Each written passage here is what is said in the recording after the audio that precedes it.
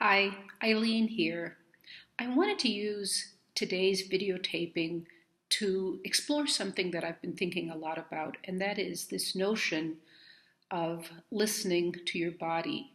Now, I know health coaches use that phrase a lot, listen to your body, and for some people it may sound kind of airy fairy, but it's meant a lot to me since I've changed my eating and changed my exercise practice.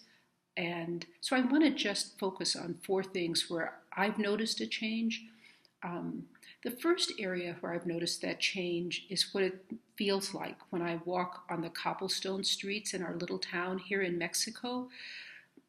Even 2 weeks ago, my feet would have been very tender walking on the cobblestones. And what I've noticed recently is my feet aren't swollen anymore. I can walk with a lot more ease and a lot more pleasure, and it's encouraging me to even walk more. So that's been a big change. Two, I'm struck by the fact when I go to my yoga class that I'm focusing so much and listening to my body as I breathe. When I hear my instructor say, inhale, exhale, I begin to focus on this amazing process of filling my lungs with air and exhaling again. And when it's very quiet in the yoga room, I almost feel like that combined process of both listening and inhaling and exhaling becomes just this wonderful, almost zen, has this zen quality that I really enjoy. The third area that I want to look at is what it feels like to um, listen to my gut.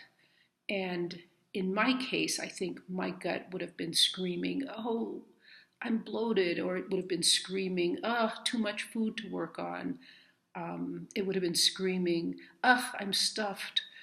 And so, one of the shifts that's happened for me with fasting, and of course, my fasting is a 12-hour fast from like 6 o'clock to noon the next day, from 6 p.m. in the evening to noon the next day.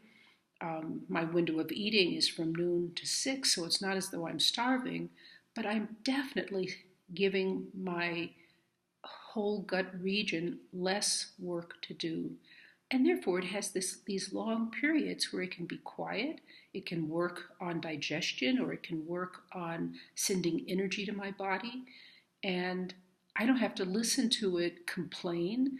What a huge difference that is. It really feels enormously, it's quite amazing. The last area that I want to talk about is really the one that has surprised me the most, and that is that I don't hear this negative tape in my head. And I think the negative tape would have been the same one that many people have talked about, which tells you, ah, you're such a loser, or Jesus, you really screwed that up, or how did you make that mistake again? Um, that it may be that that tape is still there. I know that 5 days of changing my eating and my exercise practice is not much time. But what surprises me is that these changes have kicked in so quickly that it's really important to share them now, because I think if I can continue this, and I hope I will, that the changes are subtle and they happen very slowly and incrementally. But if we can pay attention to them now, then they're all the more meaningful for the long run.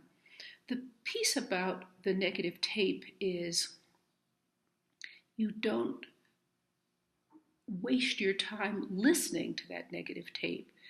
I feel more productive. I feel like my writing is more uh, unencumbered, it's freer.